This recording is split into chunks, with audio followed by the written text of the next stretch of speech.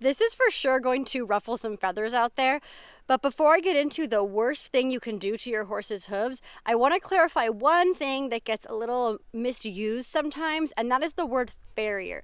Now, a farrier is very different from a barefoot hoof trimmer. A barefoot hoof trimmer only does barefoot and does not do shoes at all, only takes the shoes off the horse's hooves.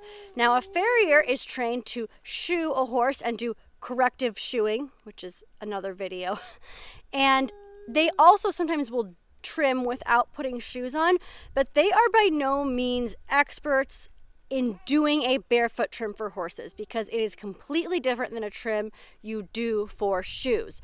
And another note to say is that if farriers truly understood hoof function and hoof mechanics, they would never want to put a shoe on a horse. So anyone that puts shoes on horses, in my opinion, is not qualified to do a barefoot trim.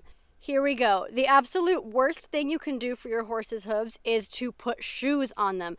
Now, this is because shoes inhibit the hoof's natural function. This leads to a host of other issues, and there's many other side effects, which I will get into.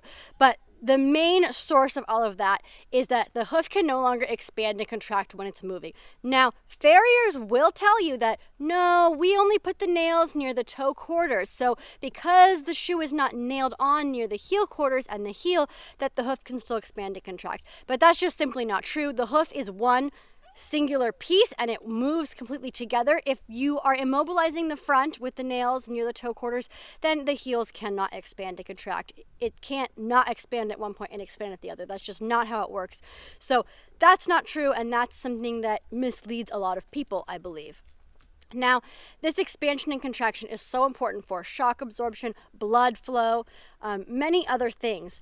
Another main reason that shoes are terrible for your horse's hooves is that when that shoe is nailed on, one, the nails are creating an entry for bacteria into the hoof wall. And where that shoe is along the bottom of the hoof is also a breeding ground for bacteria because moisture and urine and poop can get trapped in there. And it almost always leads to some kind of thrush or white line disease. Once that white line is compromised and bacteria and fungus is able to get in there, it's really hard to recover from, and then you're in a rehab situation where you're trying to grow out a new healthy hoof wall. And another side effect of having the white line compromised is flares are much more likely to happen. Once there's separation, anything can get in there, and it's pretty hard to heal from. Definitely possible, especially with regular and consistent barefoot hoof trimming, but it's just something that you really don't want to ever go down that road with your horse's hooves if you can avoid it. Now, back to the expansion and contraction of the hoof.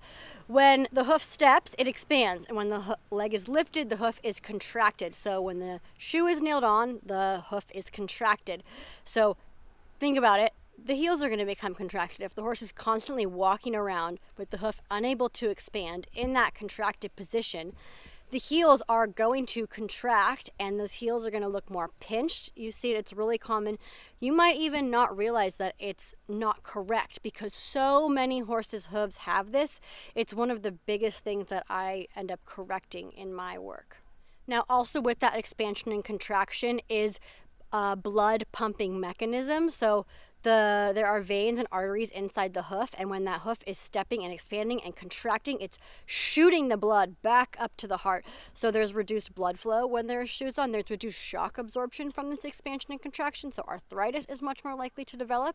Now, with that reduced blood flow to the hoof, it's literally numbing the hoof. This is why so many people say, oh, I wanted my horse to go barefoot. I took the shoes off and he became lame, so I had to put the shoes back on. That's because when you take shoes off a horse's hoof, the blood flow returns and they can literally start to feel again. So the shoes are really just masking the issues, not actually correcting them. And that takes time to rehab from. You may have to boot your horse when you first remove shoes. You may have to stop riding for a little while, but it's going to make your horse healthier, happier, and more comfortable in the long run. Another reason that shoes are so bad for horses' hooves is that movement stimulates growth. So when the horse is barefoot and walking on the ground, it's stimulating and signaling the hoof to grow more because it's being worn down by the ground. So when a horse has shoes on, it's not being stimulated by the ground anymore, and so the hoof is actually growing slower. So any hoof issues that you do have that you're trying to grow out are going to grow out much slower and not really be able to be corrected with the shoes on anyways. One more thing to consider is that as the horse's hoof is always growing, albeit at a slow rate, when the shoe is nailed on there, the hoof can't grow out naturally. It's having to distort in shape because the shoe is trapping the hoof at the size it was at when it was nailed on.